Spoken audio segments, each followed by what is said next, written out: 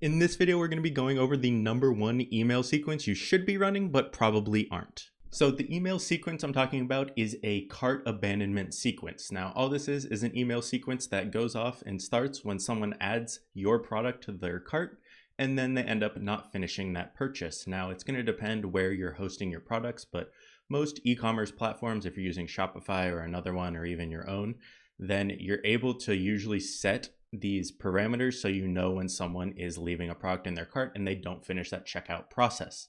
Now, there's lots of ways you can automate this, but if you just look at the numbers, it'll make a lot of sense of why you should be running this email campaign.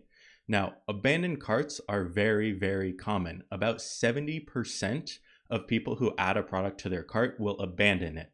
Now, this can be for various reasons, whether it's the product's too high, they're having second thoughts about it, the website's loading slow, shipping might be too expensive, just the price in general might be too expensive. So there's a lot of different things that can cause someone to abandon their cart.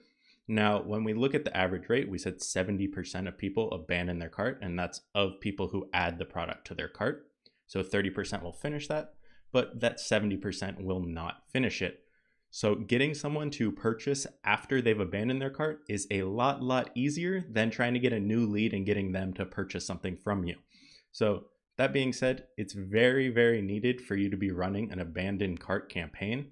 And there's a lot of different ways to do this, but if you just look at the general statistics for this, you're going to see exactly why and how much you could be making if you are not running this campaign already. So we said 70% of people abandon their cart. Well, the average email open rate is 40% for an abandoned cart email sequence. So 40% of people that you send this to will open it, which is very high. And about 20% of those will click the link in that email to go back to their cart to finish checking out. And of those 20%, 50% of those will then finish placing their order.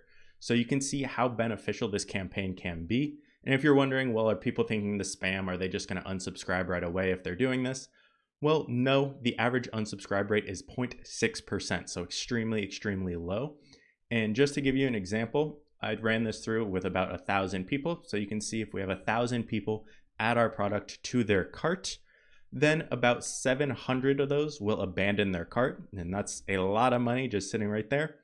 Of those 700, if we do send them an email, about 280 will open that email on average.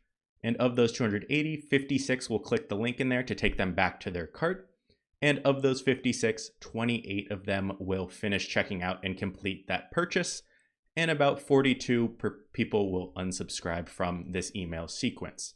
So as you can see, we just got 28 more purchases from those 1,000 add to carts, or just those 700 people that abandoned that cart.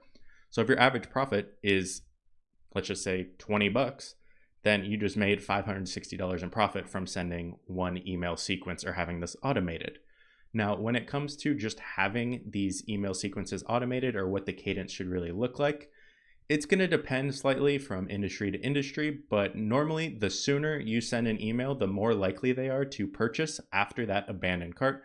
Again, knowing why people abandon the cart is pretty important. So if you're not understanding that, you can't figure that out, there's different ways to talk to your audience, survey them, and know why they're abandoning their cart. So you can go about it trying to survey them, get that information you might know, or be able to test different things. But the normal cart abandonment flow will usually have about 3 to 5 emails. Some businesses do it different, depends on your product and your niche. So the first email, you want it to go out relatively soon. Some people will do it as quick as 30 minutes. Others might take 4 hours.